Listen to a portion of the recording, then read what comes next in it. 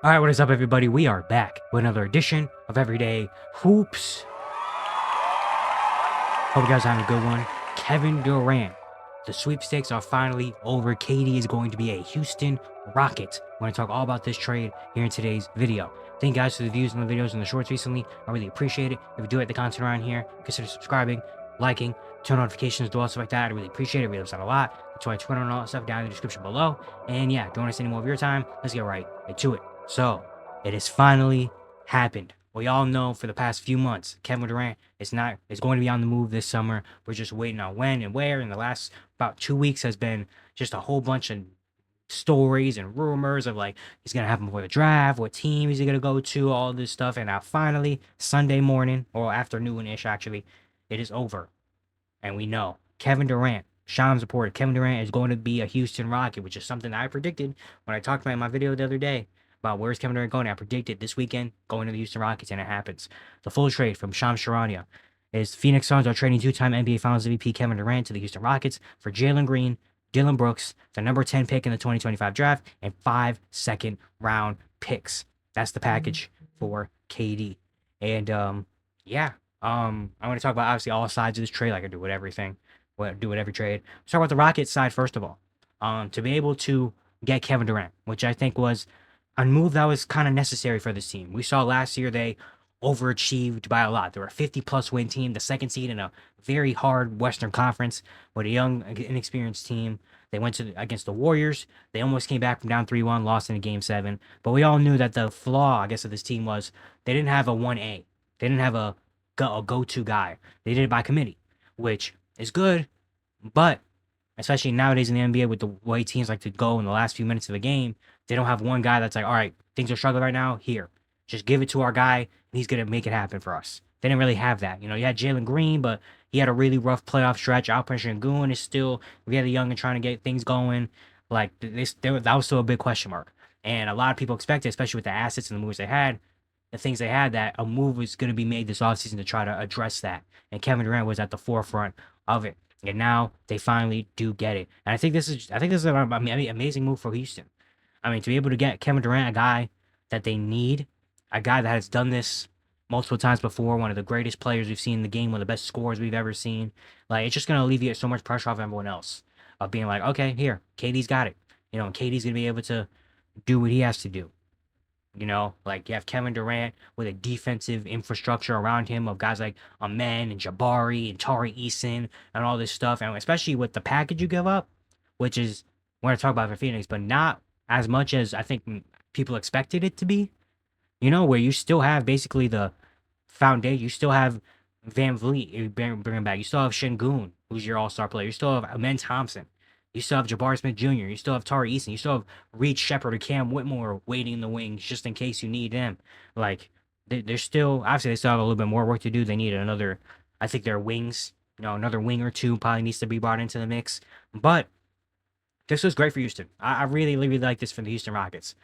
This kind of jumps them forward into being like, yeah, we're here now. And I love the front office going out and making this big move and being like, yeah, we saw we won 50-something games last year. We're good now. We need something to happen. We got to make a big move. We're really going to establish ourselves in this Western Conference. And they went out and got Kevin Durant. I think that's a good move for him. And for Kevin Durant himself, I think it's good as well. A team that actually needs him.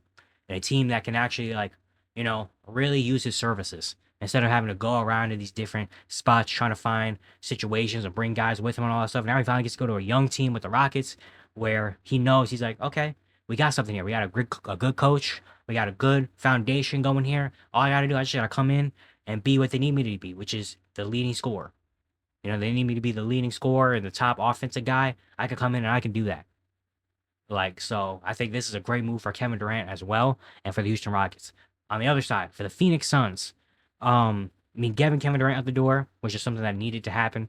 That situation was not going very well. They were big underachievers in the last 2 years, especially last season was a mess. So obviously they needed that to happen. The package and what they got for Kevin Durant, this is very interesting. We all knew it wasn't going to be a king's ransom for Kevin Durant. Like, they didn't really have a lot of leverage. We all kind of knew that they weren't getting, a boatload. They weren't getting 6 first-round picks and a future superstar and all of it. We knew they weren't getting that. But they do end up getting Jalen Green, Dylan Brooks, 10 and 5 seconds. I think the 10th overall pick is the best thing. The 10th overall pick is something they kind of needed. I expected that to be in the trade. I expected them, if they were going to trade Kevin Durant, they were going to get a lottery pick back, which is something that they need. They it's great for them to have a control to bring in a good young player that really helps this team. I think that's desperately needed. The 5 second round picks are like cool, whatever. They don't really get a lot of first round draft capital, which is surprising. But I guess second round pick capital is something they can use and maybe flip that to get something. Because a lot of teams, especially recently, we've seen if you package together a lot of second round picks, you can get something pretty okay. The players though, Jalen Green is a very, very interesting thing. Um, it's very interesting that they made this deal without acquiring one of Reed Shepard, Cam Whitmore, even Jabari Smith Jr., who has been a player I think the reports came out that the Suns were very intrigued in. Even like Atari Eason, like not getting any of those guys and getting Jalen Green back, which he's the best player out of all of them right now, obviously. I mean, I know a lot of people disrespect Jalen Green, and I've been off the Jalen Green train after that not good playoff series, and we all know he did not play great in that Warriors series. But we still have to think this is a guy that's what? Jalen Green's got to be still 22, 23 at the oldest, right? Like, I think he's 23 years old. Hold on, I'm going to look it up real quick. He's still 23 years old. A guy that averaged 21 points. A guy that is a multiple time 20 point per game scorer in this league. And last coming off his best regular season, we've seen him play on a 50. He was a leading scorer on a 50-win team. He's still good and he's still growing. He still has a lot more time left in the league to figure himself out. But it's just very interesting that the Suns get him when you already have Devin Booker and Bradley Beal. Bradley Beal, I'm not tripping out so much because we all know Bradley Beal, that situation. He's not going to be a Phoenix Sun after next season. Probably they're just going to try to buy him out or whatever. I don't know. But just interesting when you put him and Devin Booker together. They're kind of very similar in like they're two guards that are scorers and need the ball in their hands, but it's like kind of, I don't know, unless they're maybe thinking Devin Booker's been the point guard for us the last few years, so maybe we're going to convert Devin Booker to a point guard full time, and we're going to have him and Jalen Green's going to be our backcourt of the future, and we hope that maybe we can be the team that unlocks Jalen Green. No, maybe with a new situation and give him, a guy with Booker that he can learn from. Maybe they think that is a good thing for them. Maybe they think like he's the maybe and all the packages they're like he's the best player available that we can get for him. So let's just get him, and try to figure it out. Dylan Brooks, I mean, just a guy that's gonna come in and do what he does. He's gonna defend. He's gonna hit the three. Just a good player to have on your team. Because I expected with the Kevin Durant trade, I expected the players they got back were going to be players that were going to be kind of win now esque. Because I expect the Suns to still try to be, if Devin Booker's still around, they're still going to try to be at least a little bit competitive, even if they're not going to be a 50-something win team. I expect them to still at least try and not full on blow everything up and tank. So I guess Dylan Brooks is a good player to have, and it's just very interesting to have Jalen Green and Devin Booker and them saying, you know what, we'll take John Jalen Green, and we're gonna hope that him and Book are gonna be the future of this team. It's very, very interesting. Definitely not one of the best packages you can get. You could definitely could have got. I would have loved if they could have got like a Cam Whitmore or Weed Shepard or a Jabari Smith Jr. or a guy like that can really fit in with this team and help be next to Booker. Jalen Green is a very kind of interesting, person to pick and put him next to D-Book. But again, maybe they thought he's the best player available. He's still only 23 years old. We're going kind of a little bit more young. We brought in a new coach, Johnny. Johnny I is more of a player like development. Maybe we're just like, you know what? There's a 23-year-old that averaged 20 plus points per game in his career. Let's bring him in and hope that maybe him next to Devin Booker and he can find his rhythm and find his path in this league, which isn't a bad thing. It's just very kind of like, wow, okay, that's what's gonna happen, Apparently, also Sean supported that the Suns engaged in deep conversations with the two Durant finalists, Houston and Miami, over the last 24 hours and reached agreement on the deal Sunday morning. We all knew the Miami Heat were a team that was lurking around.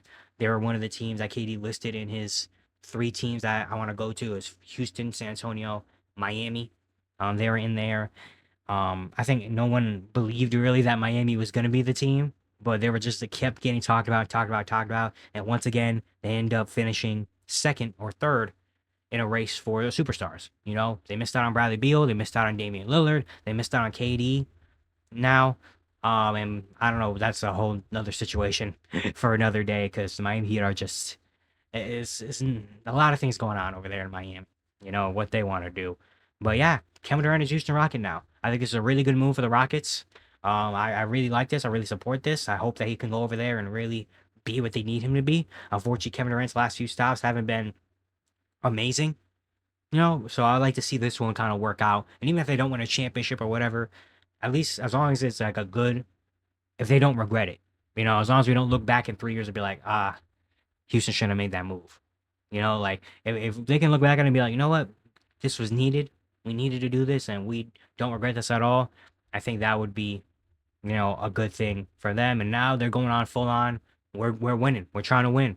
This is what this message sends to the players, to the fans. Like, hey, we're going for it right now. We're trying to win. We gave up Jalen Green. We gave up that we're going to get Kevin Durant on the last year of his deal and potentially extending him because that was the why they were listed one of the three teams. That's the team that Kevin Durant will commit to long term. So maybe they're gonna extend Kevin Durant, and try to keep him around for as long as possible. But yeah, I'm very excited to see how this works out. And yeah, let me know down in the comment section below how you feel about this trade for the Rocket side, from the Sun side, from whatever you're feeling about it. But yeah, it's gonna be it for today. I hope you guys enjoyed. Once again, if you like the content around here, consider subscribing, liking, turn notifications to all stuff like that. I really appreciate it. It really helps out a lot. And yeah, I'll see you guys tomorrow.